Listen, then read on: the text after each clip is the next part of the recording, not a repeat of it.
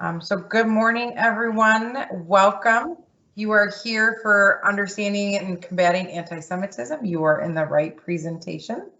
My name is Tricia Zizumbo. I use the pronoun she, her, and I'm the Director of Training here at Oakland Community Health Network. If this is your first presentation with us, hopefully you got my email with some links on how to navigate Teams.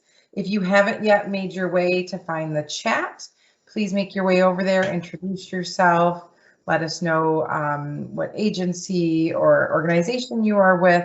We will also be using the chat to post links and different things as we go through the presentation and discuss them.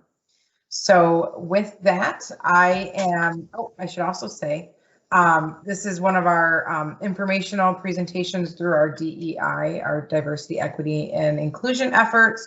And there are no CEUs attached with this, so there'll be no certificates. I sometimes will get that question.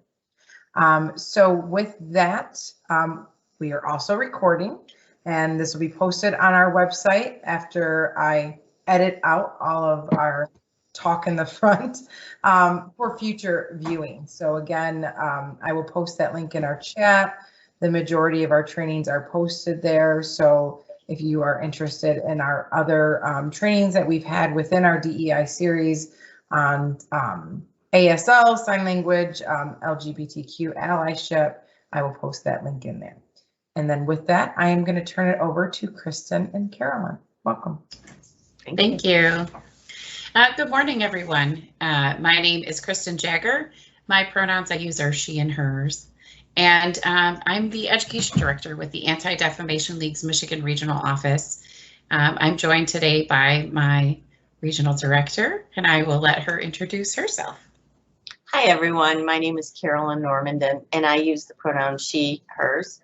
I'm the Regional Director of ADL Michigan, which means I have responsibility for the team that supports all of Michigan, Upper and Lower Peninsula in a national organization called the Anti-Defamation League, or ADL. You'll hear us refer to ADL a lot. And so I'm happy to be here. Thanks, Carolyn. And please note on the slide here, it says July 30th. You have not driven back in time. That was actually the first date of one of our presentations last month. So this is the second presentation, which is actually the same presentation, just for a new audience. So thank you again for joining us. Can we flip to the next slide, Tricia? Thank you.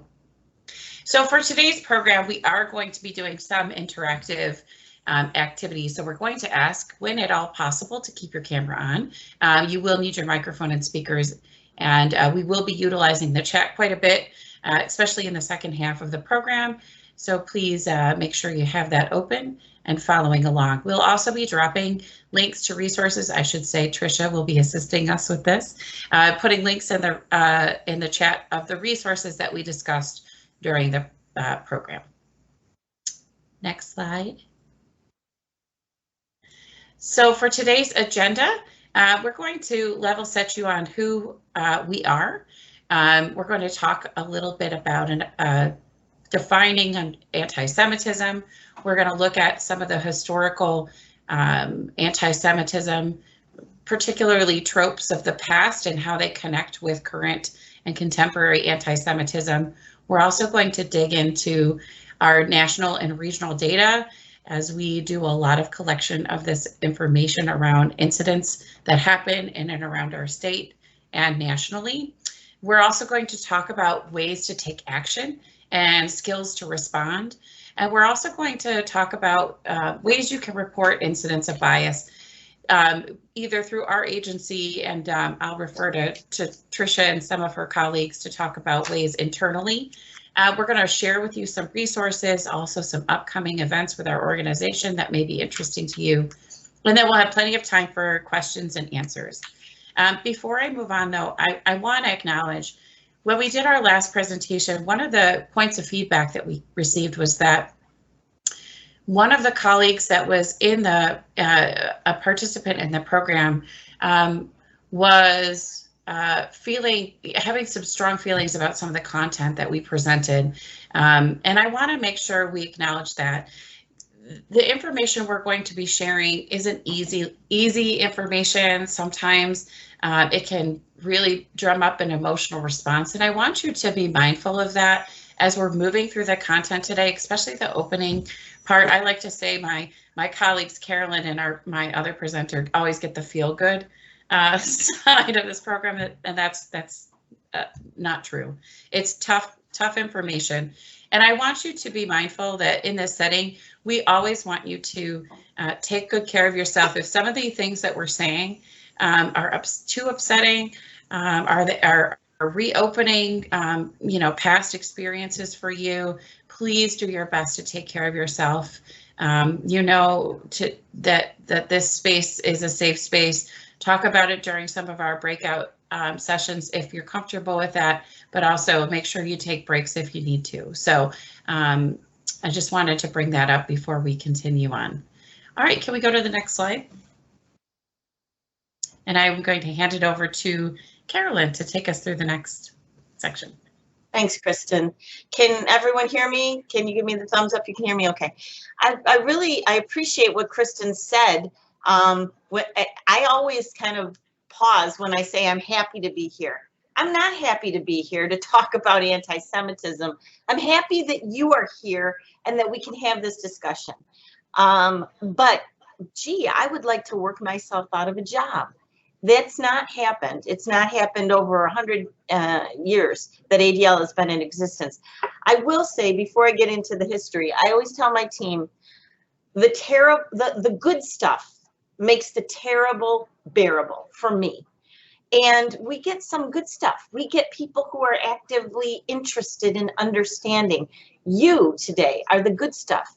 Anybody who is at 9 o'clock and is going to spend 2 hours of their life listening and learning about another group's understanding, and what I'll tell you right now is you're going to see a lot of things that you think have nothing to do with anti-Semitism in quotes. But anybody who wants to learn is in my book the good stuff people, right? So yes, this is really difficult sometimes. It gets right into this first slide. The Anti-Defamation League, or ADL, was formed in 1913. It's been around for 108 years.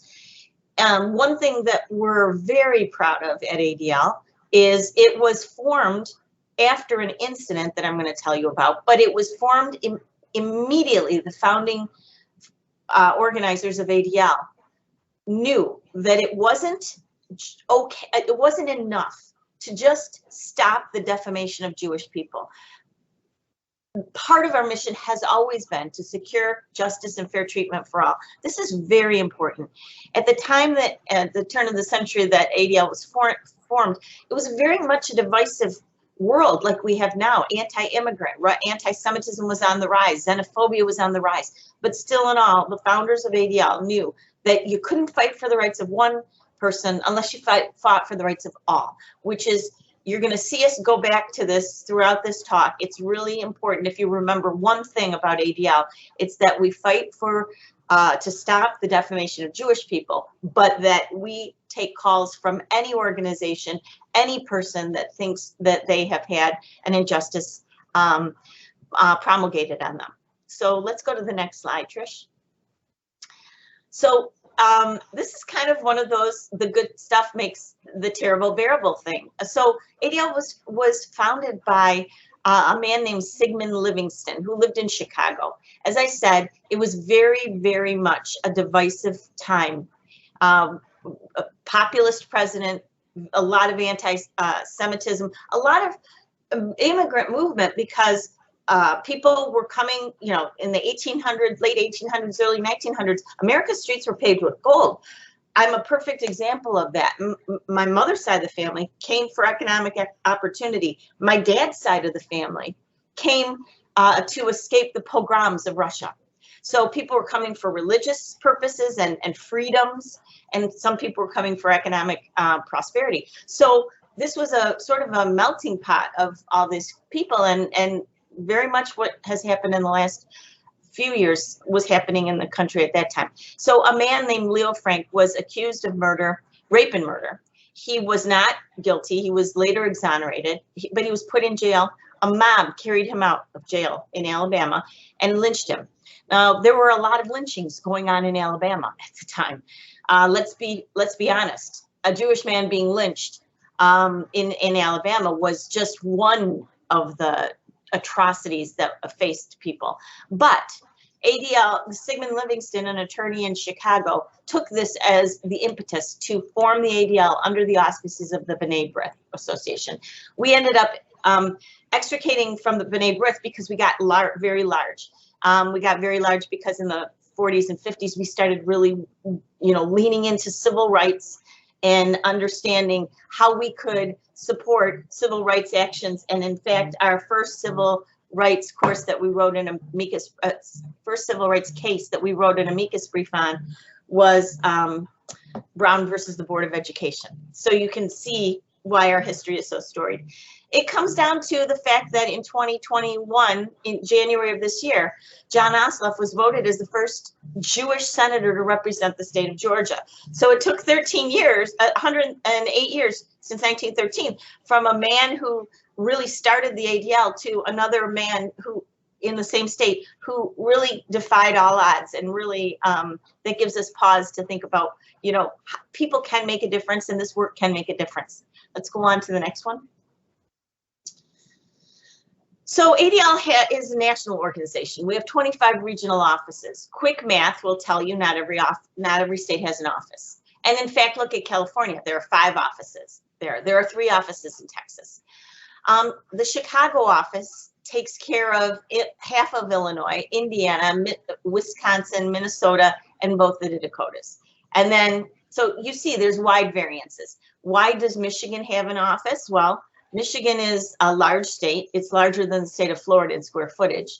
It's it's a homeland security state, border state. We have a large number of Latinx folks in our state. We have a large number of Jewish folks, a large number of Black folks. We have a lot of different diversity groups, minority, what would be normally considered minority groups. That all changes as we go to a minority majority country, but that's why ADL got an office, and we service, as I said, Lower and Upper Peninsula. We've had incidents reported to us from down on the bottom of the mitten, and we've had incidents reported to us up in Houghton, Michigan. So we cover that state. We do it the best we can with some very dedicated lay leaders, our small staff, and then we have board members in areas outstate of, in more communities like Flint and Grand Rapids and Battle Creek, Petoskey.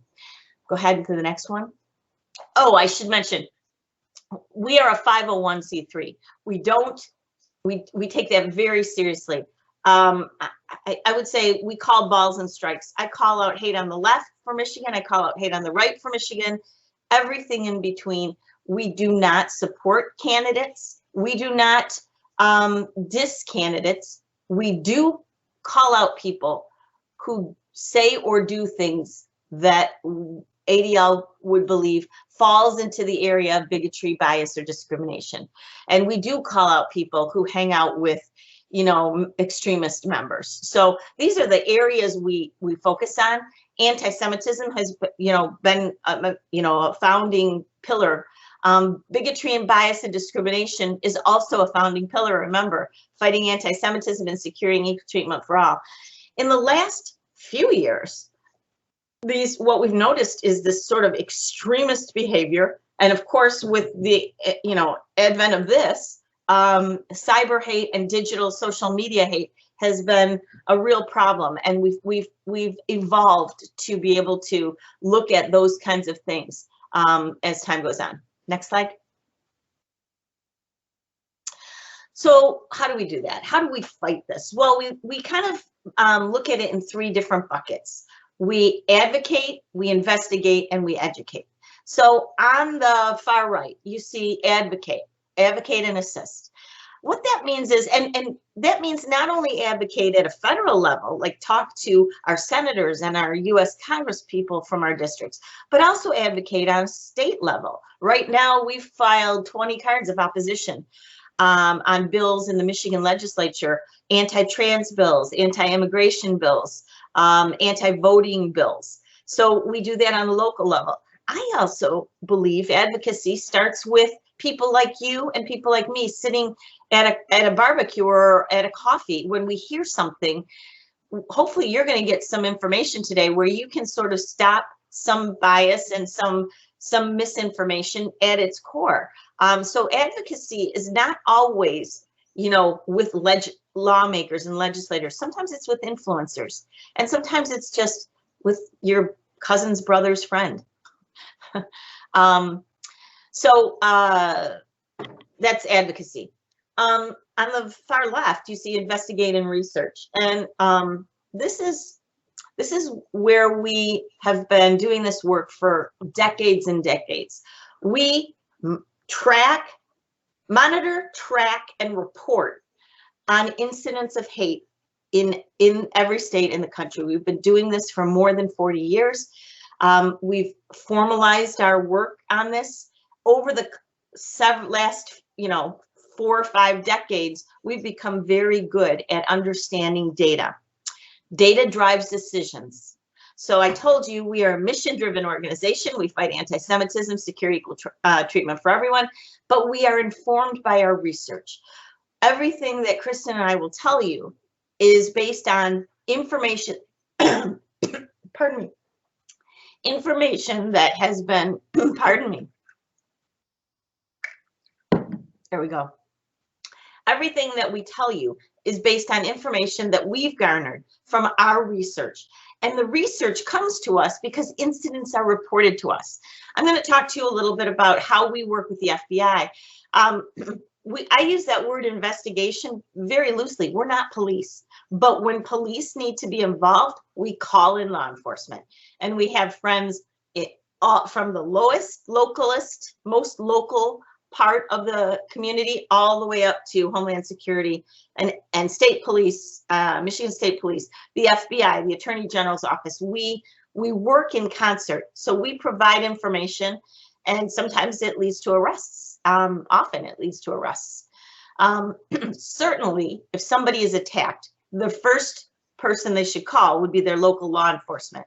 But sometimes they're not sure if it's an incident or if it's a hate speech or what, is there a crime there? We do a lot of education on what is a hate crime. So that gets us to the middle bucket, which I think is the most important bucket. It's the bucket in the center because whereas advocacy tends to be proactive, investigation and research tends to be reactive, education is right in the middle. Hopefully none of you have ever experienced anti-Semitism, or if you have, you know that, there's the oh my gosh, this has happened to me part of it, but then there's the what happens afterwards. So education and training can happen in a proactive way and in a reactive way. Let's go to the next slide.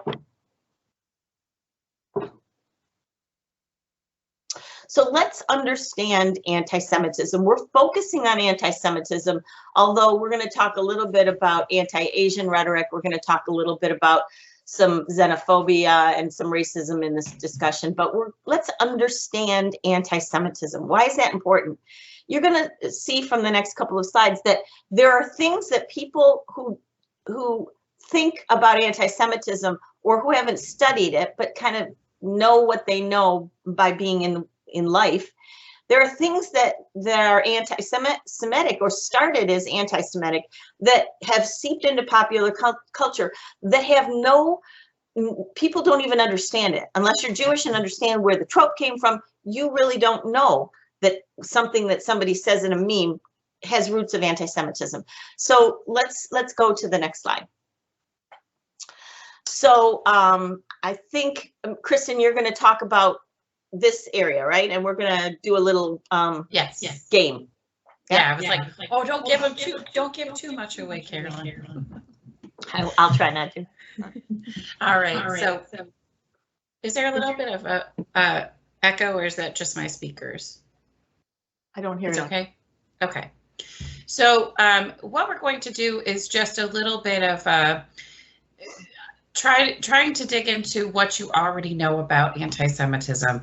So what we're going to do is we're going to use Mentimeter. You can see the QR code up on the screen. Also, Tricia has put the Mentimeter link in the chat. You can either click on the link or use your camera like you're going out to eat and click on that QR code and head to the webpage. We're going to ask you in your own words to tell us, how would you define anti-Semitism? And there's 3 boxes there. Feel free to use 3 words. I'm going to switch over. I'm going to ask Tricia if I can share my screen. Thanks, Trish. I see a hand up. Did you have a question? Nope. Okay. All right, we're going to head to that page and just take a look at some of the things that we kind of understand already about anti-Semitism. Misinformation, it's a type of hate. It is discriminatory. It is a hostility, yes. Unacceptable, certainly. Any kind of hate is unacceptable, especially from an ADL position. Bigotry. I see discrimination coming up. Yep, it's absolutely a manifestation of a type of discrimination. Absolutely. I'm going to give you just another minute. If you have any thoughts here, please feel free to type them in and share. All right, so all of these are a good start for Carolyn to continue the conversation and to dig into the definition, because it's not always simple, right, Carolyn? Not always simple. Okay. These are really great answers. It's interesting. No one mentioned the word Jewish or Jew, which is very interesting.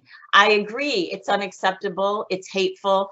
It's misinformation. It's discriminatory. It's, lined in bigotry. It's hateful. I agree with all of these. Thank you for putting forth the time and effort to put that in there. Let's go to the next slide. I'm going to give you what we call a working definition of anti-Semitism. And this is from the International Holocaust Remembrance Alliance, the IHRA. It's a working definition of anti-Semitism. And this is the reason we use this. If you go onto the ADL website, you could see ADL's description of anti-Semitism. It's very close to this. It's not exactly this, but we support this because guess what? This has been supported by the federal government as in terms of certain U.S. understanding of IRA, of anti-Semitism. So anti-Semitism is a certain perception of Jews, which may be expressed as hatred toward Jews.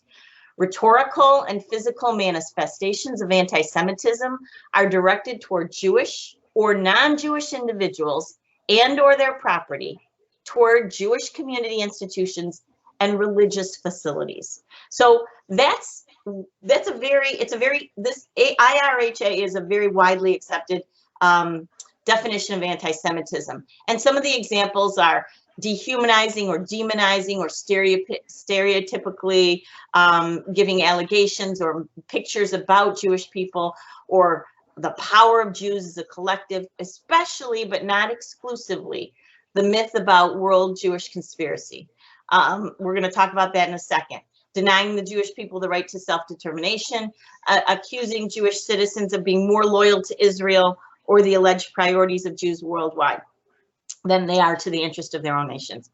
Why is it important to have a definition of anti-Semitism? Why is it important to have a definition of anything? Anybody want to put something in the chat or raise their hand and give an answer? Why do you think it's important to have a definition of anti-Semitism?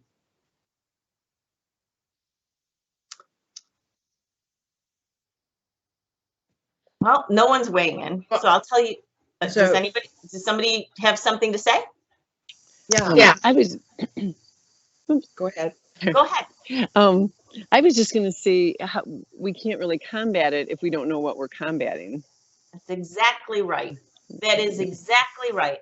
My team has heard me say this a million times. I am never afraid of what is on the table. I'm always afraid of what's under the table. There are misconceptions. Sometimes it makes it even worse.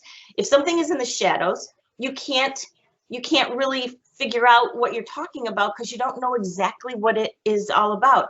It's really important. And I don't know, DE, I don't know your name, but I think that was the person who spoke. This is really important what you said. By naming it, you can attack a problem once you understand what it is. And I'm going to point out in the IHRA definition the word perception, because anti-Semitism can be directed toward non-Jewish people. But the most important thing is, are they perceived as being Jewish, or is the perception of being Jewish? And we're going to talk about that as we talk a little bit about, anti-Asian rhetoric. You all know that during the COVID-19 pandemic, there have been a lot of attacks against Asian people. Our office has been reported on to them. People have reported them to us. Sometimes they're not attacking Chinese people. They're attacking Japanese or Vietnamese people because they perceive them to be Chinese. So it's really important. Let's go to the next slide. Really good comment there, DE, whatever your name is. So ADL put together a book. This is located online. We'll give the link to you. It's called Anti-Semitism Uncovered, a guide to old myths in a new era. So it has to do with understanding and naming these myths. So let's go to the next slide, and we'll just talk about a few of them. There are about 8 chapters of this. This is a really important one, the idea that Jews have power. We just celebrated, I use that word in quotes, we celebrated the debunking, the 100th anniversary of the debunking of the Protocols of the Elders of Zion. If you're not Jewish, you probably never even heard of the Protocols of the Elders of Zion. But it is without a doubt one of the things that I, Kristen, any one of our team members deal with almost every day. Because in that book, which was fiction and was debunked by a British guy whose last name was Graves 100 years ago, this last week, it was refuted and accepted as a complete fraud. It's pretty much guaranteed that it was created by Russian intelligence folks. And the idea is that there was this meeting of Jewish influential rich people where they talked about taking over the world. So you see on the left, the octopus taking over the world. There are so many memes about this. And it all comes to this idea that Jews take over the world. They have the power, they have the money, they will do that. It's all that we are puppeteers. We as Jews are puppeteers. And it doesn't matter what country, Russia, United States, Britain, it doesn't matter, Venezuela, it doesn't matter. Jews have the power and are going to take over the world. And as I said, it was debunked 100 years ago, but still today, in many, whether it's online, in articles, you hear or self-proclaimed anti-Semites, you hear them say, this is that Jewish power we talk about. This is probably the biggest issue that I face as a regional director, of kind of refuting the idea that this small group of religious, whether it's culturally Jewish or, very deeply Jewish, spiritually and practicing Jews, have taken over the whole world. So let's go to the next one. That's one of the old tropes, and you see it manifesting itself all the time. Another really bad one is the idea that Jews can't be loyal to any country because they're more loyal to the state of Israel than anything else. This has been going on way before there was a state of Israel. Jews in the during World War II, Nazis said, "Oh, Jews can't be loyal to Germany or loyal to fill in the blank because they only are loyal to their own religion, their own God." And they can be called traitors because they always have this nefarious undertone of not being loyal to whatever community they live in. So that's another trope. Let's go to the next one. Greed. This is one all the time. This kind of goes in play with the the protocols and the idea of Jewish power, but Jewish people always have the money.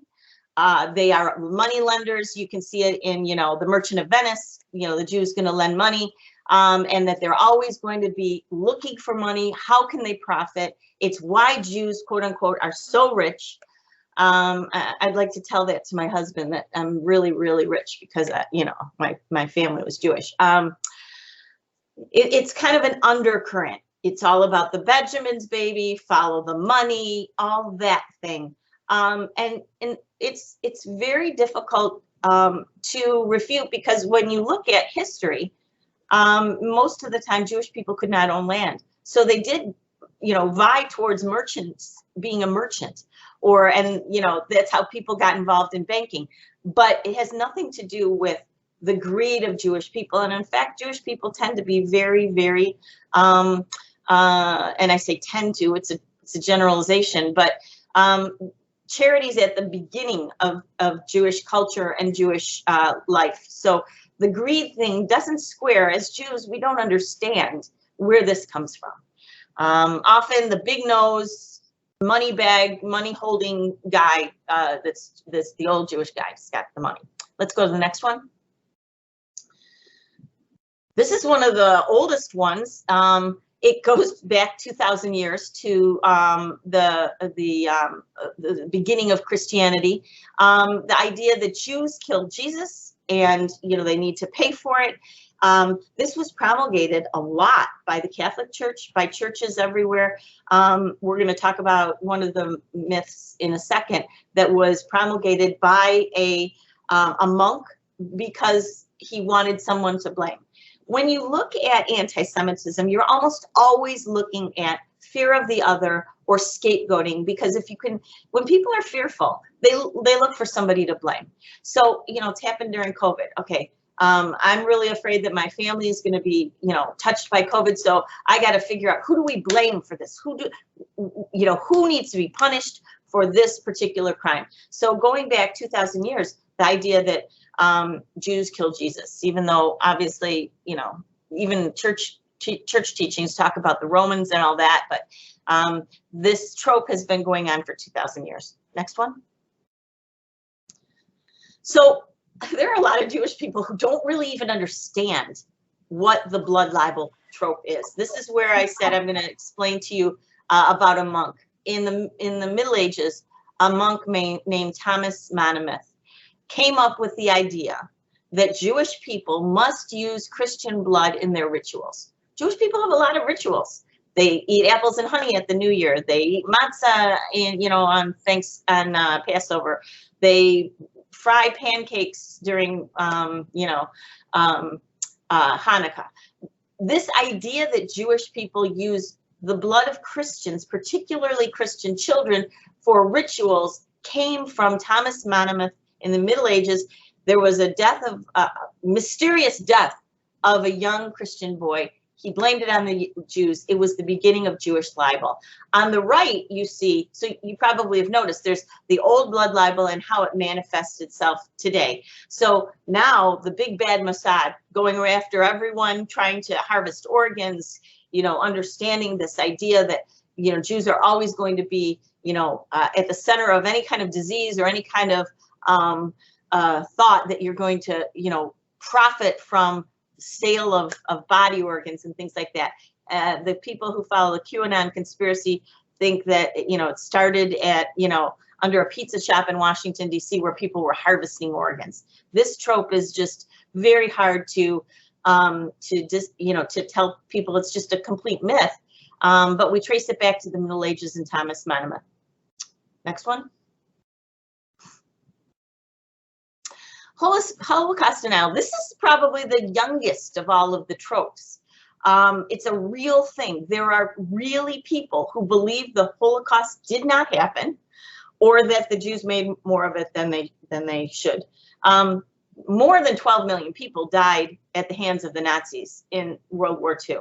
That doesn't even count the number of people who died fighting the Nazis. There are real people. And on the left, you see sort of the Holocaust is a big lie, a cartoon from, a paper in the 1930s. Then sort of like revisionist history, written by the Jews with the guy with the long nose, and then a very, very prominent Holocaust denier who actually, you know, wrote millions of articles, not millions, dozens and dozens of articles about the fact that the Holocaust was just a giant hoax. And it's a myth of trope that we face. Let's go to the next one. This is also a new one, and this is like anti-Zionism or criticism of Israel, and the idea that it's never anti-Semitism. Now, this becomes very difficult because Israel was formed after World War II in 1948. It was not formed because of World War II. It was not a state for people who had suffered at the hands of the Nazis and now had no place to go.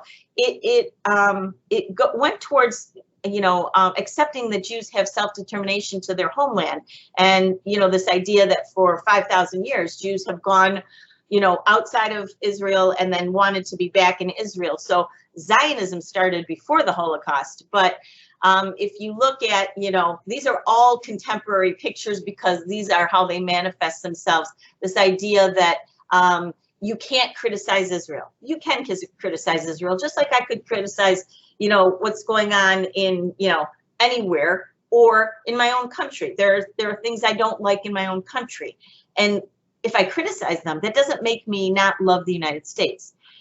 Criticism of Israel in and of itself does not make it anti-Semitism. What makes it anti-Semitic is if it denies the idea of, you know, that, like the idea that Israel should not exist, the denial of a Jewish homeland, like Jews don't deserve a homeland. That's one thing. If there's a double standard, like Zionist criminals and the Palestinian Holocaust holding up Israel to a double standard, like you're not talking about issues in Zaire or China or any of, but you're going to focus on, you know, policies of Israel. So so double standard, delegitimization, this idea that there should not be a Jewish state, and then what we would call demonization of Israel. The idea that everything Israel does is at the core of these, of, you know, blood libel or greed or xenophobia or any of those, pardon me, blood libel or greed or taking over and bringing disease to the world. That kind of thing is an anti-Semitic trope. Let's go to the next one. So I told you we're going to talk a little bit about COVID. I kind of scooped myself on this. You see sort of this in the center and on the right, this idea that you see the Jewish, you know, the Rothschild or Soros having all the money, having all the power, all the people are on the scale, and that guy's tipping the scale. You see this idea that Jewish people are, you know, coming in the shadows, and they always, you know, the big nose, I'm going to take the money. And then you see this guy on the left. This guy is actually a cartoon character known as the Happy Merchant.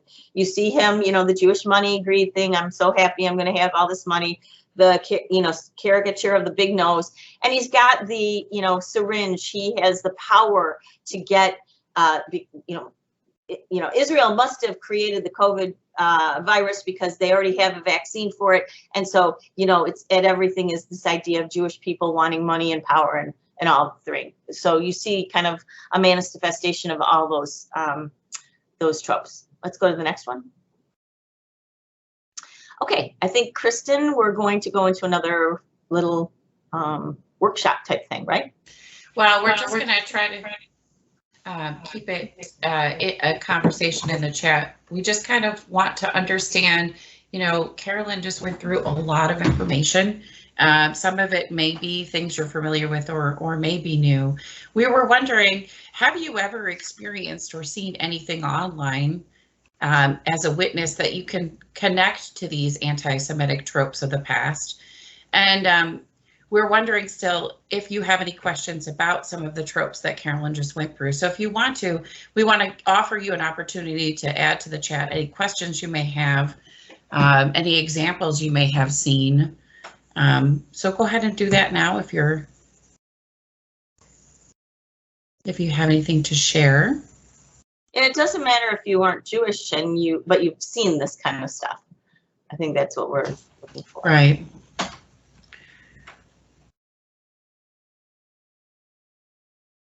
So I don't see anything happening in the chat, but I want to offer up to anybody in the room, since we have kind of a small group today, if there is anyone who has a question about some of the information that Carolyn just shared with us, feel free to unmute yourself and ask a question.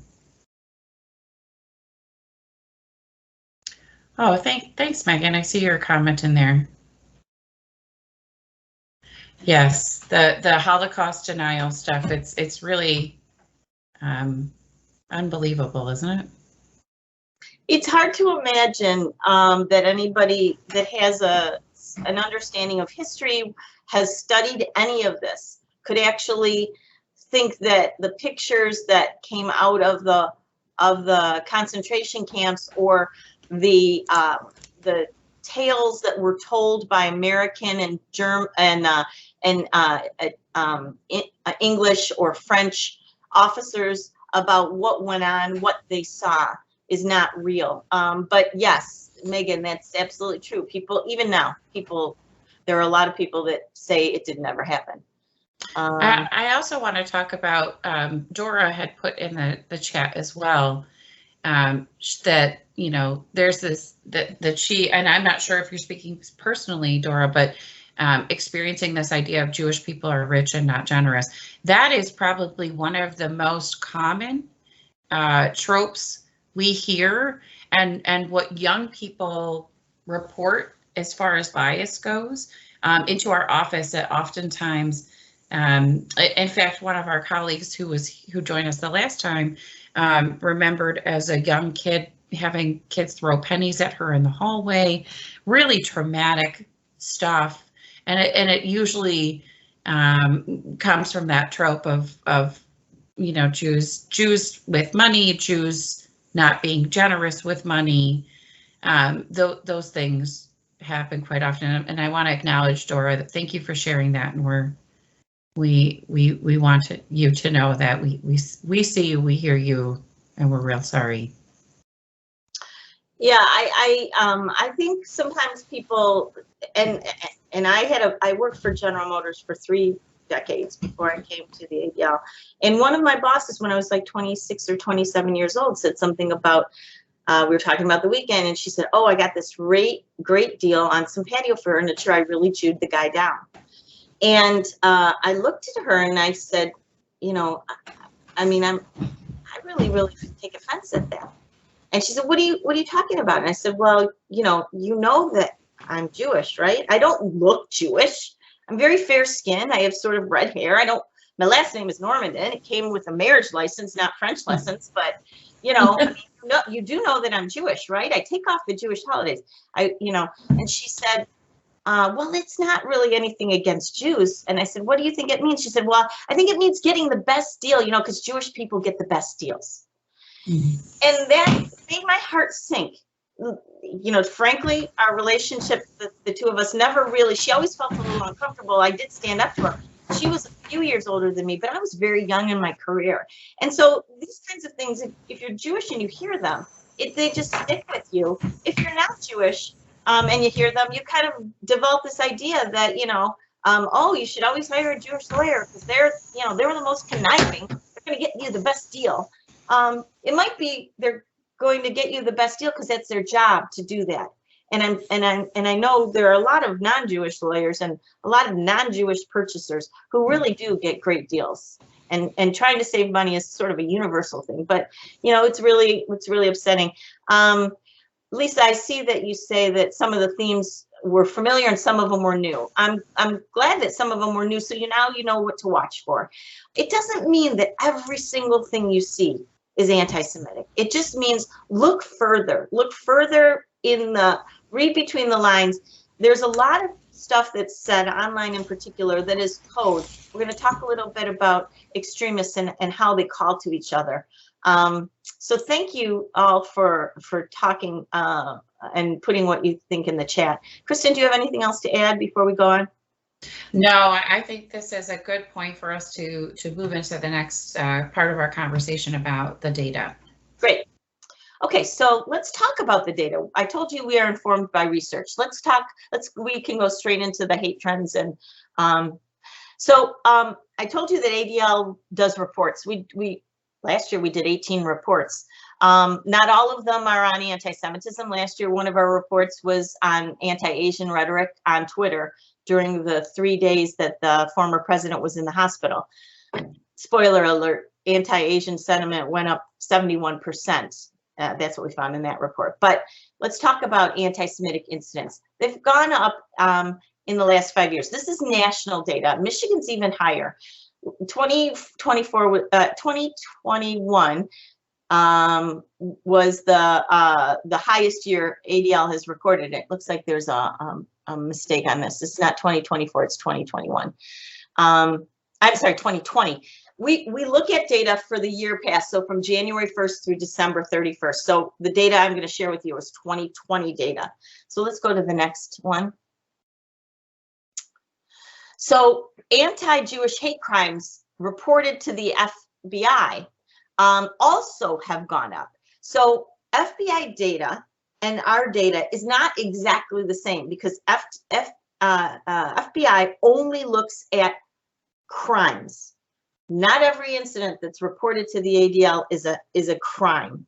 It's really important to understand the difference between a hate crime and a crime is a hate crime is promulgated because of real or perceived intent that the person fit that category. And it's not only, anti-Jewish, it could be, I always use the example, if I walked into a room and I bashed Kristen over the head, it would be a crime. It's assault.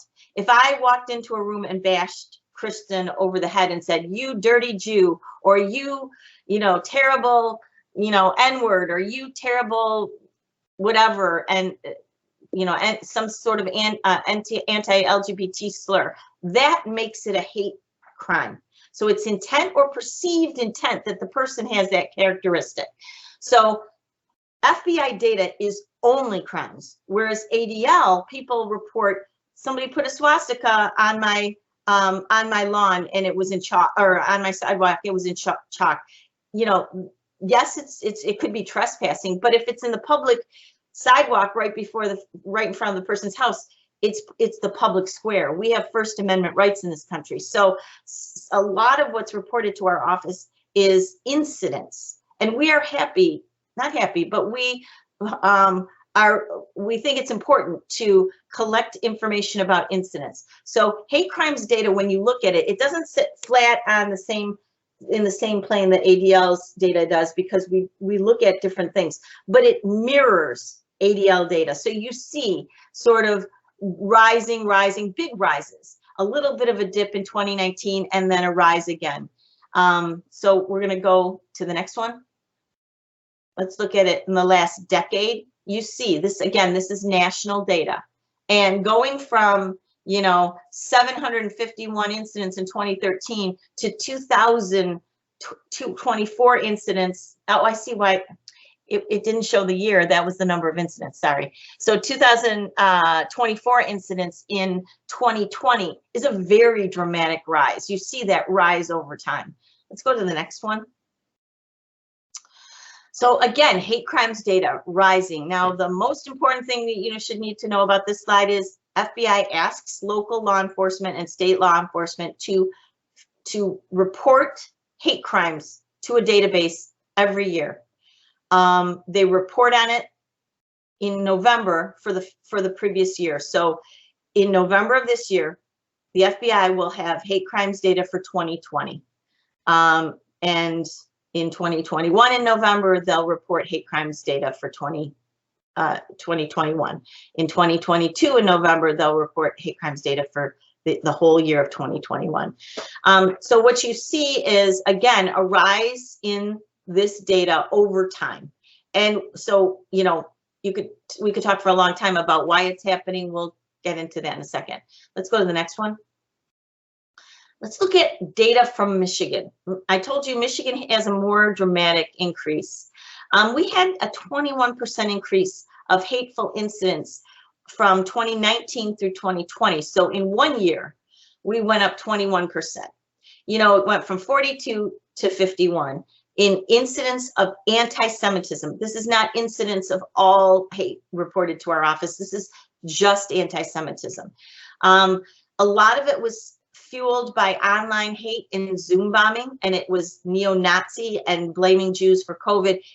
Some of the Zoom bombing against Asians or against Black people or against LGBTQ are not counted because this is a report about anti-Semitism. We did see a decrease in vandalism in 2020. That makes sense. Most people spent from March 15th until probably the middle of July or even further in at home and not out and about. No assaults were reported to our office. Assaults were reported to the FBI, but again, IO can only really speak about data that we've collected.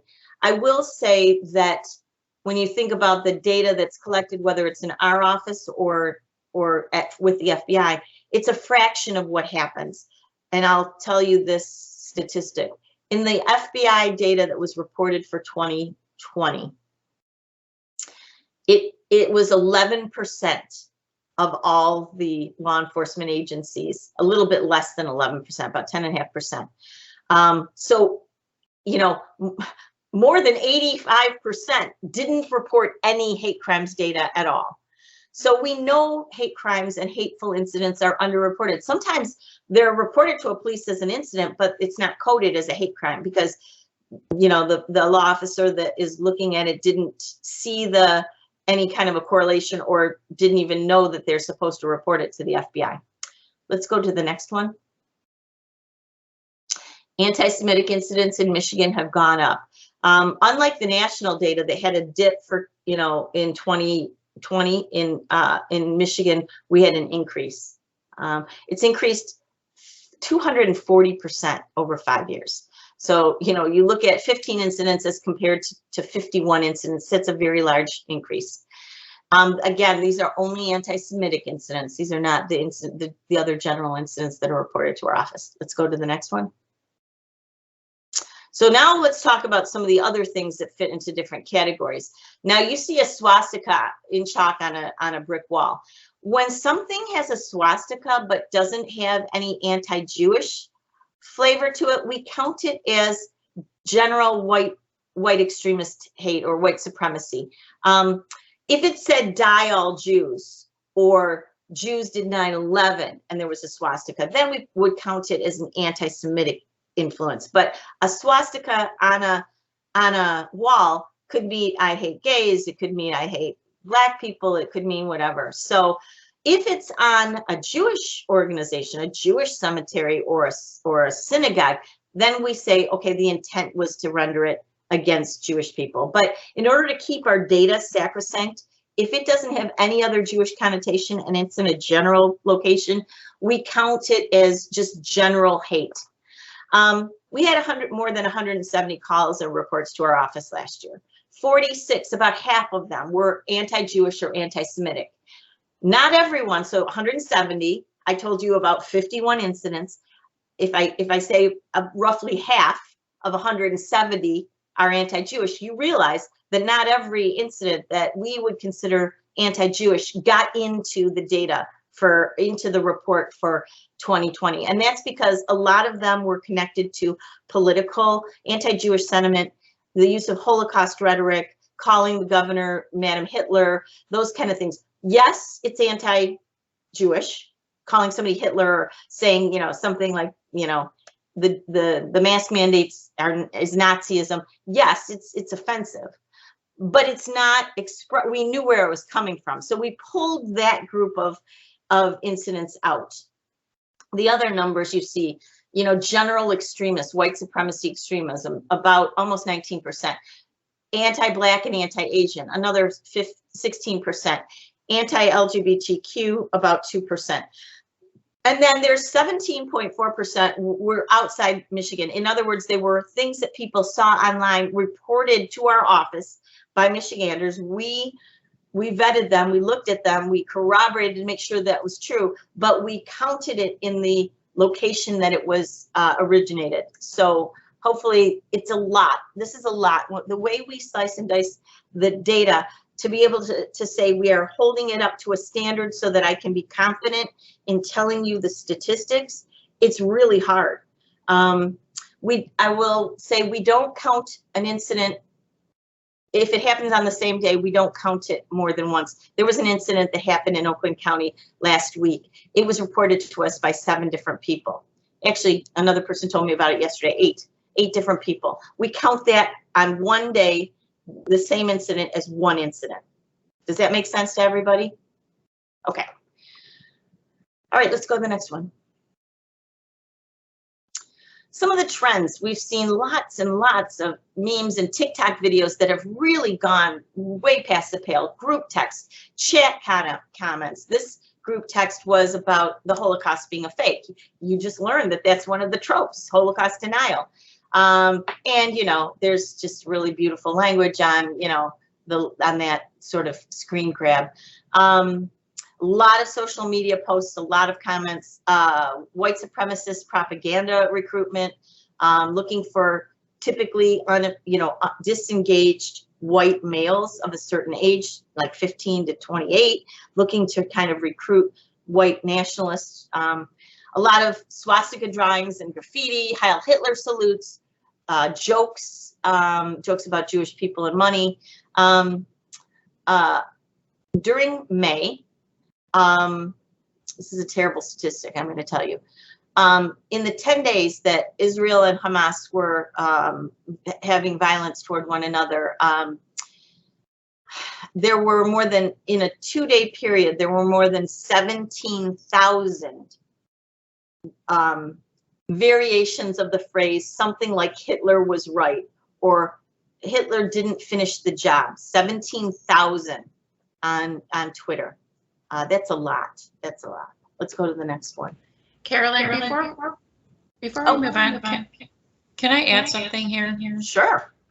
I just wanted to add to, I'm sorry, I'm getting feedback in my headphones again. I wanted to add that there is a link that I just put in the chat. A lot of the things that Carolyn just spoke about are related to incidents that we have been tracking that have happened in K through 12 schools. And while, you know, no hate is worse than any other form of hate, it's a very concerning trend for us. And at ADL, we have been working to develop some resources to support schools. So if you have friends and family or have young people at home, ADL has just recently developed a really useful tool to help schools to respond to incidents of bias, but also to help the community, the school community, heal when something happens. And I think this is one of the most shared resources that we have on our education website, but I wanted to put it in the chat for you just so that you know that that's there. Maybe within some of your work, this may be something that you might need to share with someone else. So thanks, Carolyn, for letting me interject here for a second. I'm glad you did. I mean, we can't leave you with this without telling you ways to combat it. So Kristen will get to that. I think, again, in naming it and understanding it's really happening, it's very sobering. Let's go to the next one. This is the hardest part of the presentation. It's because it's real. It's data that we've collected. It's incidents that have been reported to our office. So these are just some of the cases in that, you know, the 51 incidents I told you. Harassment of shoppers at a kosher market, that actually happened in 2021, not in 2020. That will be in our report for next year. Upper Michigan, students telling classmates about a hit list of Jewish students and white supremacy recruitment. In other words, hey, names on a list. These are the Jewish kids, hassle them, hurt them, that kind of thing. Really a bad, you know, very, very serious. Not every incident that's reported to us is anti-Semitism. So a Leelanau, this is really a city commissioner. I wrote a letter. I've written a couple of letters to the County Commission of Leelanau Peninsula because the city commission, the head of the city commission was using anti-Asian speech in a resolution about COVID-19, and it was very, very troubling. We called it out. I told you, you know, sometimes people that are of Asian descent but are not Chinese targeted in terms of COVID. And we helped out in Rochester in a family that was really being harassed and hassled. And, you know, the guy kept saying to me, I'm not even Chinese. And, you know, it's just the whole idea that any Asian will do kind of thing. In Birmingham, swastikas found in a public park, you know, chiseled in, made out of sticks, painted on, chalked on. If it's chalked or if it's made out of sticks, it's easier to get, you know, get rid of, but you don't know how many people have walked by and seen it. The thing about this is we can't allow this to stand because we can't think it's common. It can't be normalized for swastikas to be a part of our sphere. Kristen talks about young people, you know, they're seeing all these messages and it's trickling in and it's entering in, you know, whoever thought there'd be, you know, a hit list of kids. It's unthinkable. Desecration of graves in a Jewish synagogue in Grand Rapids and all over Michigan, examples of white supremacist and extremist propaganda. Let's go to the next one and I'll just show you what to look for. Oh, this is, I kind of told you there was a very large uptick of anti-Semitism and anti-Israel during the actually we had 29 incidents reported to our office in 30 days between May 10th and June 10th. Some of them are, you know, free Palestine from the river to the sea. This idea that Israel should not exist, that it should all be Palestinian land, that's very troublesome. Wayne State student government putting forth a resolution, things that happened on campuses at MSU and U of M and Hillsdale College and just all these different places. It's very worrisome, and it's something that I think we really need to face. And I will just say right here now, ADL is a two-state solution organization. We believe that there should be a Jewish homeland, and we believe that there should be a Palestinian homeland. That's the goal that we'd like to see the world work to. Just, it's a very complex problem. Historically, you could come up with a lot of different incidents and stories, and so it's really important to just kind of talk it through. And it's not an easy subject. Let's go to the next one. So, okay, so I told you I would tell you what to look for. So hate groups that operate in Michigan, we've had a lot from the Patriot Front, the Base, the Proud Boys, the Boogaloo Movement, and Grouper, America First. I want you to understand something. This has evolved over time. So COVID adding into the mix has really, you know, escalated some of this hate. But you see in the center, there was a guy that was running for a congressional seat, and he's taking a selfie. He's with members of the Proud Boys. You see the Proud Boys, you know, sign in the background. We call out when I told you we're a 501c3, and we don't support a candidate or not support a candidate. We do call out candidates that really kind of move on the phrase. The Proud Boys is a misogynistic, anti-immigrant, anti-Jewish group that is really an extremist group. We classify them as an extremist group. At the top, you see the ZZZ. This is the symbol of the Base in Michigan. The Base is a group that's splintered out of the Charlottesville Unite the Right rally. Charlottesville happened 4 years ago. And what happened in that is different groups felt legitimized because they weren't roundly criticized. So you saw people that were carrying tiki torches dressed like, you know, the school board members that you're next to, or the person in Walmart, and they're screaming, "Jews will not replace us." They got some legitimization from that effort. And so a lot of groups splintered off. On the right, you see sort of the idea of Patriot Front. Their signage is always going to be red, white, and blue. It's always going to be appealing to sort of the sense of populism. Are you tired of justifying your whiteness? Join our patriots, make our strong nation. They are a white supremacy group. They believe in white nationalism. That's what they stand for. The Boogaloo Boys are a group of people that that were part of the plot to kidnap the governor. Again, it's a splinter group. They usually are in camo and Hawaiian shirts. It's kind of like a weird kind of a costuming. You see Patriot Front folks in the sort of defending this idea that we must defend our right. It's really important to defend the rights of everyone, free speech rights, everything.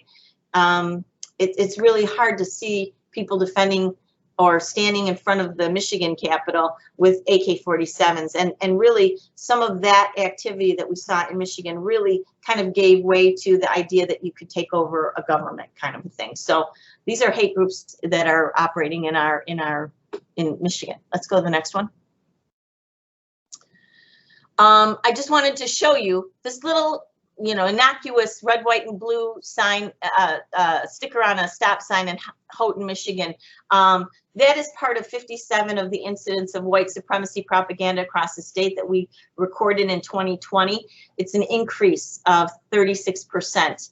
I told you a little bit, I've mentioned Patriot Front, there's also Folks Front and the National Socialist Club, a specific Klan group called the Loyal White Knights. So watch out for those things. Let's go to the next one.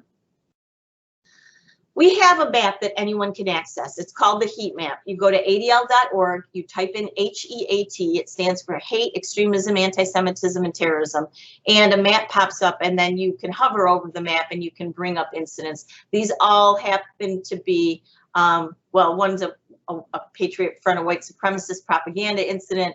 There's a letter about, a letter to the editor about using anti-Semitic and conspiracy theories about the COVID pandemic. I talked a little bit about that when we were talking about the tropes. Jewish student received a comment on Facebook saying, gas chambers. That's really nice for a Jewish kid to see. Let's go to the next one. Also at adl.org, you can see, if you type into the search bar, hate symbols, you'll see our hate on displays database. There are 300 symbols on this. Everything from 88, which is a numeric description of Heil Hitler, 8 being corresponding to H in the alphabet, HH, Heil Hitler. You see the Happy Merchant. I showed you, several depictions where we've got the Happy Merchant. The SS sort of symbol, the razor symbol, kind of reminiscent of the base, and there are variations. We add things to this database all the time. We don't print it anymore. It just becomes outdated. Let's go to the next one. It's on our database. And I'll just leave you with the fact that what we do does matter. We were able, ADL was able to connect an incident that we saw happening in real time on a crazy, it wasn't even some of these operate on dark websites, but there was a website devoted to people who follow the base. We saw them post real time a picture of people on a porch of a family. We connected it, sent it to the FBI. It was pulled off immediately. So we were the only one that had the picture of it that identified the suspects. They were also linked to some, demolition or vandalism at a synagogue in Houghton, Michigan. ADL was helped the FBI to connect the two, and there are currently cases pending. One case has already been a guy serving time in prison in New Jersey for actually, masterminding the destruction of the synagogue, which was part of a multi-synagogue vandalism thing called Kristallnacht. And for those of you who have studied history, the Night of the Broken Glass was a real historic event that happened in Germany. And so this was the base's lame attempt at sort of coming up with this ideological vandalism on a synagogue. And then we're working with on current cases that I can't talk to you about. Let's go to the next one. Okay, I think that's it for me, Kristen. So it's a lot. All right, well, it's a lot to go over. I'm sorry to bombard you with that much stuff, but in order for you to understand this, it's really important to see what we're dealing with. So, Carolyn, I want to thank you because you provided us with a lot of context for the next part of our conversation. And at this point, I also want to acknowledge that for those of you looking at this data and processing it and having some strong emotions and feelings about it, we want to let you know that if you need to take a break, if you need to step away, if you, just need to refill your coffee for a second and take a deep breath, we want to encourage you to take good care of yourself. This information is tough. What we do on a daily basis is tough. We talk a lot about in our office self-care and making sure not to always fully internalize all of these feelings about the things that we're seeing at times, and it's not always easy. So that's why I think at this point it's a great opportunity, and I don't want to say great because it's not great, but it's an opportunity for us to kind of have a quick discussion in some small groups about some of the information that was shared. And so, Tricia, can we go to the next slide? So we're going to send you into rooms in just a minute, and based upon some of the information Carolyn talked about with the tropes, some of the information she shared regarding the data, we'd like for you and your group to discuss these two questions. How do you think the increase in anti-Semitism impacts Jewish people? I also want you to think about how do you think anti-Semitism impacts other marginalized identity groups?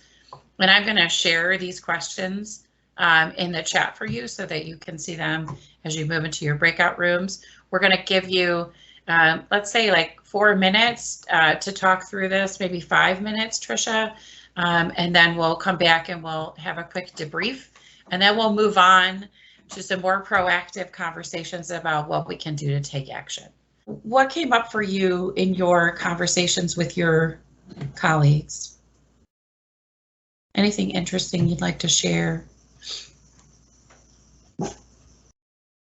Sure. Oh, Dora, tag team with me, Dora, because we were in the same group. Oh, yeah, you can go ahead first, Lisa. Okay, I took some notes. So we said, it seems like it's, for Jewish people, it's a constant battle. Things that were, myths that were perpetuated decades ago and centuries ago are still, being recycled and perpetuated. Feels like we're making no progress. It even feels like sometime, in the last few years, we've taken steps backwards with the statistics and the data. More hate and anger, especially, recently and, with COVID. We feel like, for other groups as well, the tools that you are hopefully going to be sharing and talking about will help. Just the intolerance and focus on what the differences between people and what divides us rather than commonalities and what unites us. Somebody said that they even feel not as proud to be an American lately. Did I get everything, Dora? Oh, you're on mute, Dora. You're on mute. I'm sorry. The other thing was too, I really thought the propaganda and the pictures were helpful because you're seeing so many different things now, and to be able to identify that and recognize it as not traditional, American, but other, things. Yeah. I thought that was helpful. I mean, they're using red, white, and blue for a reason. The word patriot has sort of been absconded. I think of myself as a patriot, and yet, I'm not an extremist who's standing with an AK-47 in front of a Capitol. So I think this idea that, things have been co-opted. I mean, I know that that's true. A lot of these groups co-opted Black Lives Matter movement protests after the summer of George Floyd, because there was a way for people to get their message out. So you'd see the Proud Boys showing up to sort of protect, and yet fights would break out, disruption. It's very thoughtful on their part of how to insidiously get in there, especially with recruitment efforts to look for more members. You don't need a lot of people to put, stickers in a community, particularly on a college campus or around a college campus. Recruiting, you don't need that many people. This little device has made the world very, very small. So, you can call like-minded haters together very, very easily that way. So I think that's really important that you thought about that. Okay. And Carolyn, I want to thank you for that. I think it's interesting. You know, we've had such a tough year and a half, right? And we've all, to some degree, have been frustrated at some point with whether it's the pandemic or having to work from home or dealing with children that are not in school. And I think like it's a difficult time in our history as a country, which I think sometimes has a tendency to fuel some of this hate. And, you know, a lot of us, that some of our only interactions are in an online space. And so that online space too is a very common place where people feel comfortable really just letting their hair down and saying whatever they feel like they can say. And I want to acknowledge too that like when we see hate, particularly like we look at a lot of issues of anti-Semitism, but when we see anti-Semitism on the rise, it's generally a precursor for other types of hate to rise too. And we saw that over the last year and a half. And we are really exploring as a country some of the systemic and long and historical types of hate that we, you know, we have been a part of as a country through our development. So it's tough. I wish, you know, I wish we could, as I say, get back to some sort of normal, but we know that this is it's evolving, right? And we know it's evolving, and our hope is that through the uncomfortable, we'll make some progress towards some understanding, right? So, all right. Is there anybody else who'd like to share anything from their group before we move forward? One of the things that I shared in our small group was just the intergenerational trauma piece in terms of like impact of the Jewish people and the re-traumatization of like also that you couldn't really help but notice the rise in statistics from 2016 to 2017. And so a lot of the seeds of hate that were sort of hidden from view just sort of were watered and sprouted and fully bloomed in really scary and triggering ways. So just thinking about how, like as a social worker, I can recognize that as like traumatic responses to person and environment. So it's just thoughts, and then I think the other thing was then how that then contributes to other groups feeling unsafe, attacked, you know, so that it's a very short distance between anti-Semitism to other groups being marginalized. We often call anti-Semitism as the oldest form of hatred and bigotry, or the canary in the coal mine. And I think what you said is really important. People ask me all the time, did having President Trump cause this to happen in our nation? And no, it was an undercurrent. What happened after Charlottesville? 7 words. There were good people on both sides. That gave that badge of courage, that sort of honorary, I'm good. I've been feeling this way. Now I can shout it from the rooftops. It's why those groups splintered off, rebranded themselves. You know, Identity Europa became, you know, American Identity Movement, you know, and it became like, okay, I can actually say that I am a white European nationalist.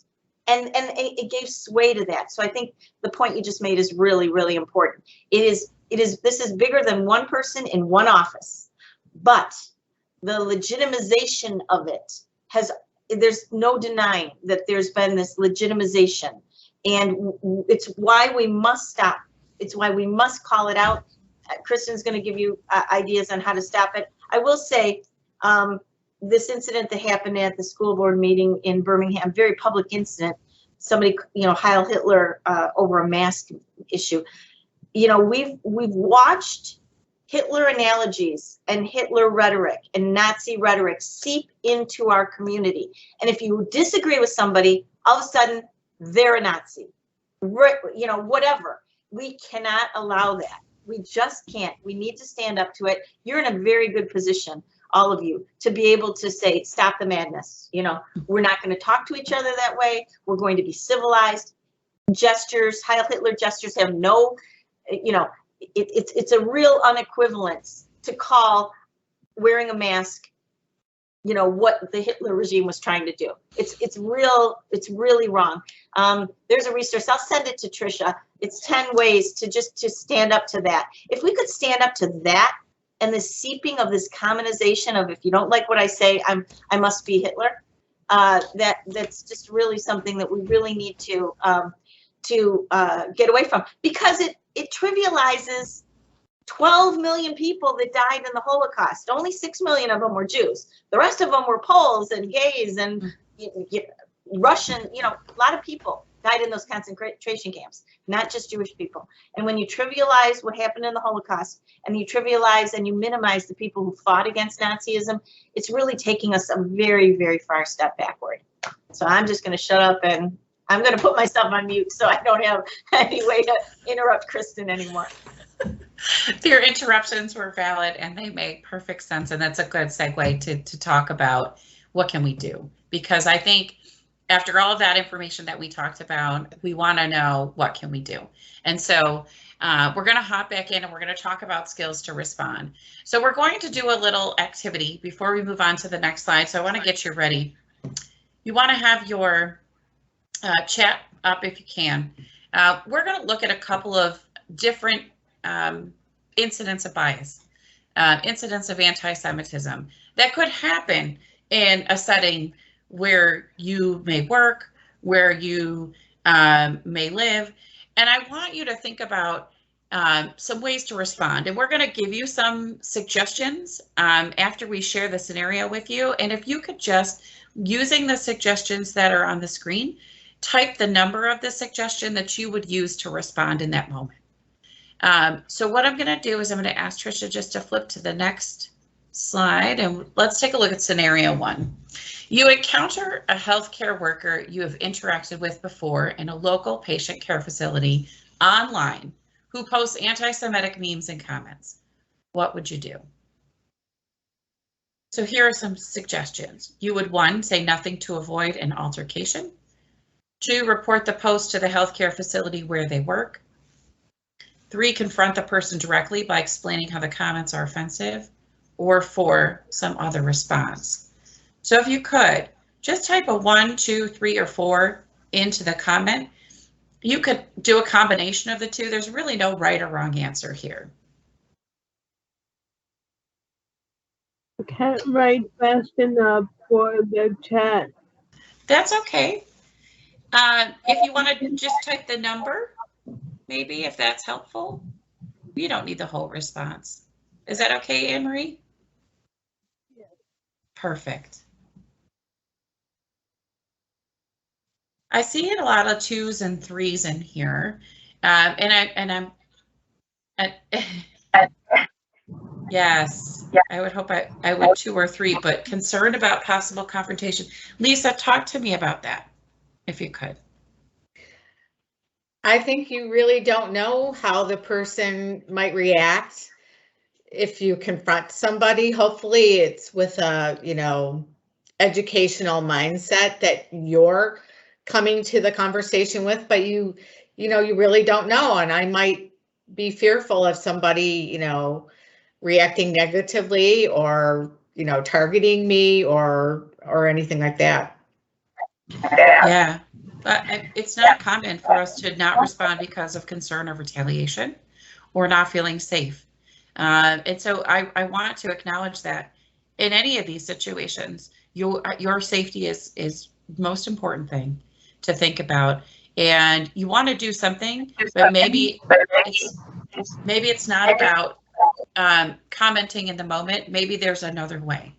So thank you for raising that, Lisa.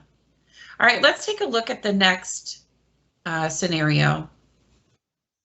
So for scenario number 2, an observant Jewish person is receiving inpatient care at a mental health facility that does not offer kosher food options. The patient expresses their concerns to a patient care worker who then says, leave it to you people to expect special treatment. You overhear this exchange, so it wasn't directed at you. What should you do? 1, would you stay out of it and let the patient handle it? 2, locate a supervisor and report the exchange. 3, ask the patient care worker, what did you mean by that? Or 4, some other response. And just feel free to type the number of the response you would like in the chat, or that you would use. We are a team of 2s and 3s, that's for sure.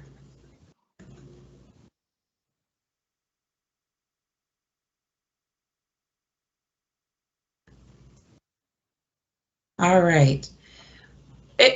Is anybody willing to talk a little bit about why they made the choice for 2 or 3?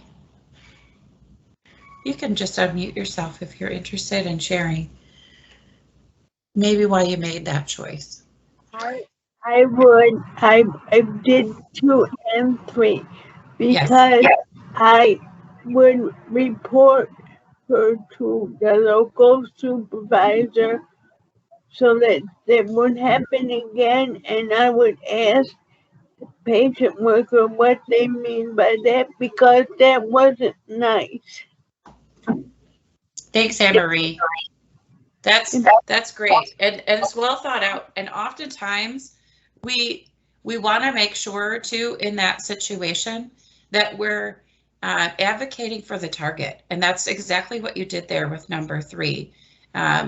So I appreciate that, and you know, we do want to make sure, especially if we overhear something like that, that we notify someone else, because we might just be a bystander visiting another person in the care facility. And we don't want that type of bias to continue. All right, let's take a look. Carolyn, thank you, Carolyn. It's a good practice, right? Absolutely. Sometimes we are frozen when we hear things that we just can't even believe. And so it's good to practice in the moment when we don't have that stress to freeze us, or I would say just freeze us.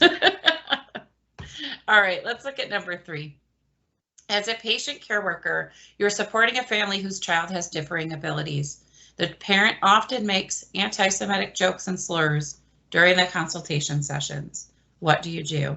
Ignore the remarks? Report your concerns to the immediate supervisor for support? Confront the parent and ask them to refrain from those types of jokes and slurs during your sessions, or for some other response? 2 and 3.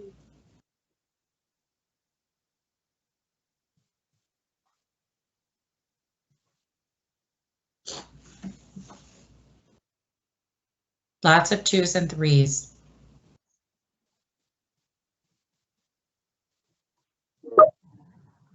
And I think when we had our last discussion, I'm gonna call on you, Tricia, for just a quick second.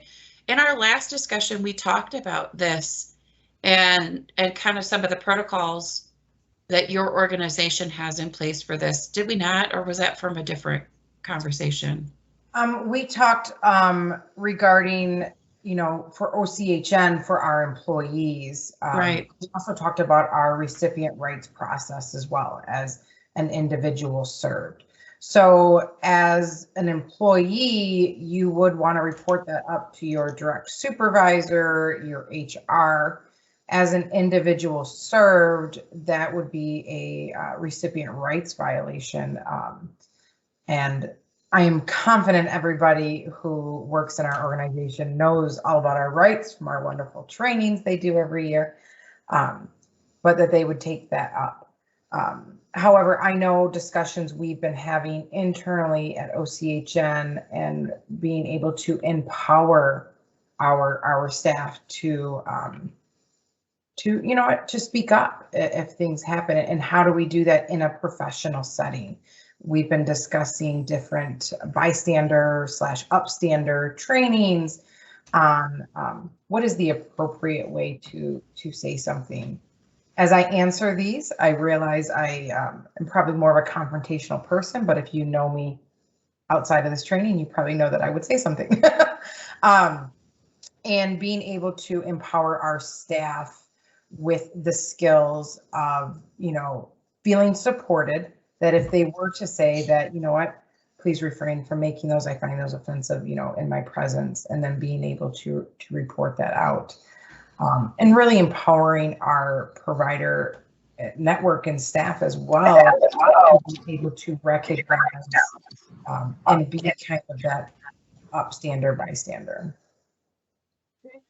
Thank you, Tricia. I think that was similar to part of the conversation we had. I think there were quite a few people in our last session that said 2 or 3, and that they would definitely say something in the moment. It's not always easy. Some of us are a lot more comfortable with confrontation than others,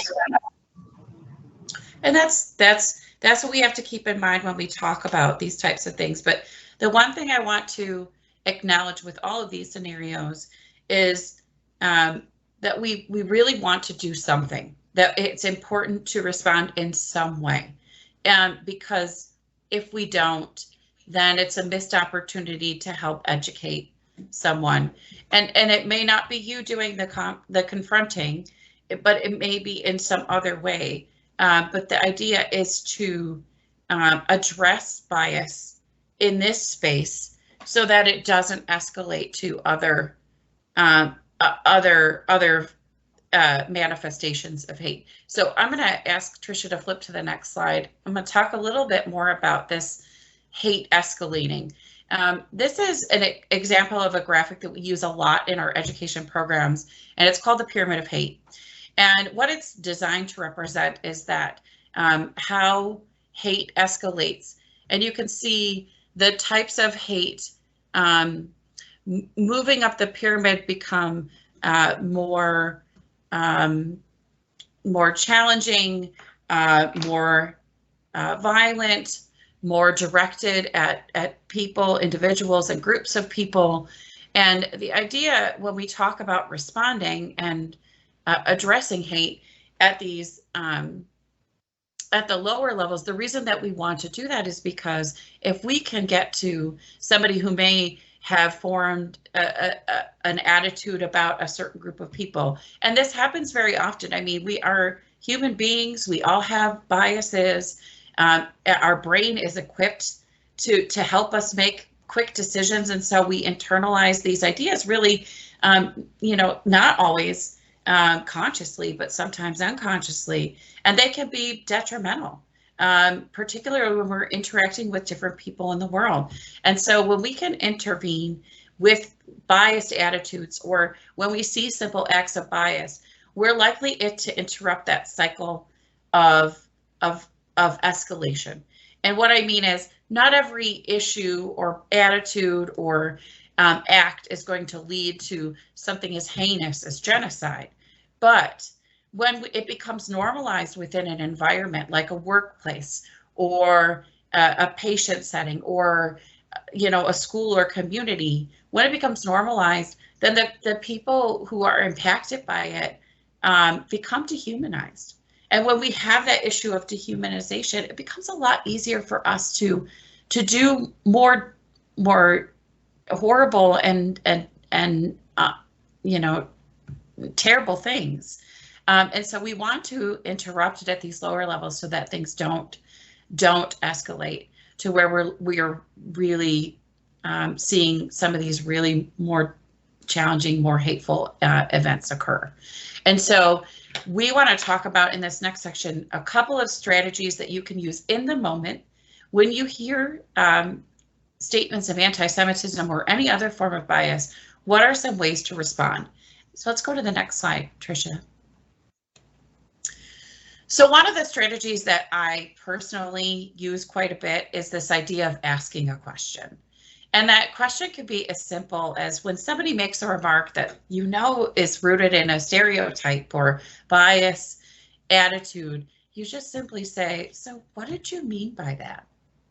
Because really what a question like that does is it's non-confrontational, but it really does direct the person who made the remark to really think about, well, why did I say that? Where did that come from? And it can sometimes open up a dialogue.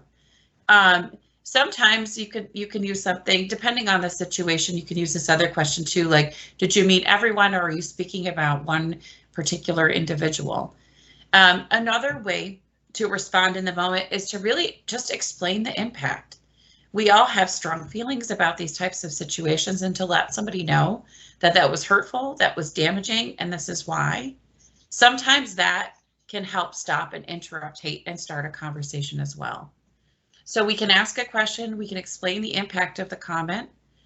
Can we go on to the next slide, Tricia? The other thing that we could do is really broaden it to universal behavior.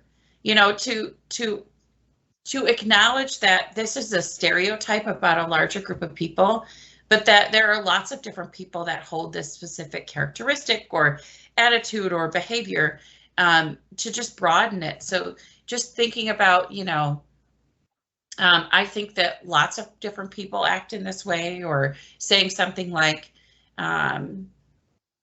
you know, you may be like generalizing about a group when really we're talking about one specific individual. And those kinds of things can be really helpful in the moment as well. And the last strategy I want to talk about is, because we've just talked a great deal about the data, and we've talked a great deal about the tropes of the past, you know, you really can connect it back to some historical perspective. And we could do that with anti-Semitism. We could do that with other forms of hate as well. And so when you can explain to someone like where that stereotype or that statement is really rooted in, then you can really, again, engage in a conversation about the problem. In all of these situations, we want you to think about what's best for you, what's safe for you in the moment, but we also want you to feel confident to use some of these strategies to address things when they come up in the moment. So can we move on to the next slide, Trish? Thank you. Right now, if you were thinking about it, I think because we're kind of running short on time, I'm going to move through this, but I want you to really think about it for yourself, about what are some ways that you can simply interrupt bias with a comment or a statement, or one of the strategies that we shared with you. Those strategies may not be comfortable for you at the moment, but having some strategies in the back of your mind of things to say or things you want to say really help you from doing nothing, because doing nothing is the thing that ADL wants us to avoid, because by doing nothing, we're really saying something. I think without words, kind of affirming that that type of bias is okay in some ways. By freezing, you say a lot, right? And so we really want to be prepared for all situations and all circumstances to be able to take action. So let's go ahead and move on to the next slide. I want to talk about some ways that we can really take action. Besides in the moment, having those strategies to respond, another thing that we want to think about, go ahead and move to the next slide, is about reporting. Carolyn mentioned earlier in her presentation that ADL is, we really live and die by the data. We have good numbers because people report into us when situations occur. And you can report into us, but I know that other organizations also have mechanisms for reporting. The nice thing is with the Anti-Defamation League is that we always are willing to provide some sort of resources and support for the healing process, or to provide for the organization to kind of help respond to the incident that happened. But there's always ways, and we encourage you to reach out to your managers. We encourage you to reach out to staff within your workplace and really find out what the reporting process is. You know, it's important when something happens. And in this situation, we're looking at this diagram, like when you happen upon something that you know may be related to anti-Semitism, you might want to take a picture, document the time and the date, keep as many good detailed notes as you can, because that becomes really helpful when doing the investigation. We have ways to report to our office. both online and just by simply calling our Michigan office line. But we really want to encourage you to report and to be confident in speaking up against any type of hate that you encounter. Can we go on to the next slide?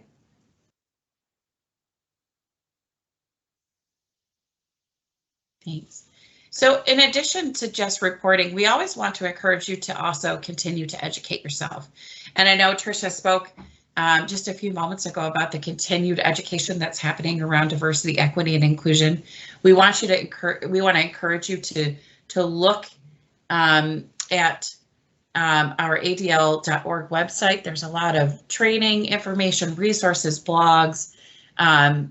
We have a hate symbols database, which I think I'm going to talk I think we talked a little bit about earlier, but which keeps track of all the recent and past symbols that are attributed to different hate groups.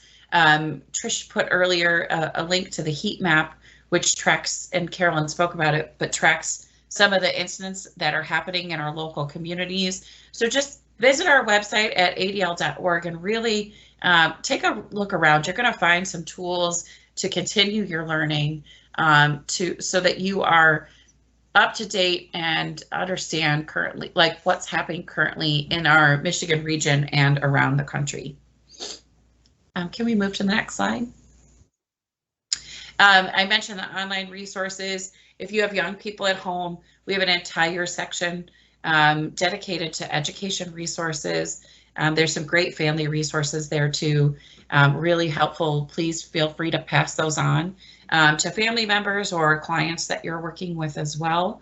Those are really helpful. Can we go to the next slide? One of the additional resources that I've already shared with Tricia, and I think she had already put something together, was this calendar of observances.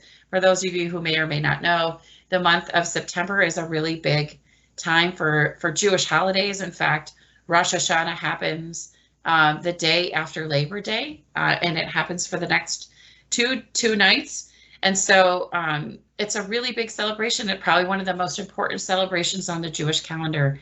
And, you know, we have a lot of these conversations in schools about acknowledging that that besides the Christian holidays, we have to be mindful of the religious observations of others, including Jewish community, the Muslim community, the Sikh community, and so on. So this calendar of observances is great because it really outlines all of the different religious and cultural celebrations that happen throughout the year. And we usually have 1 to 2 years on our website.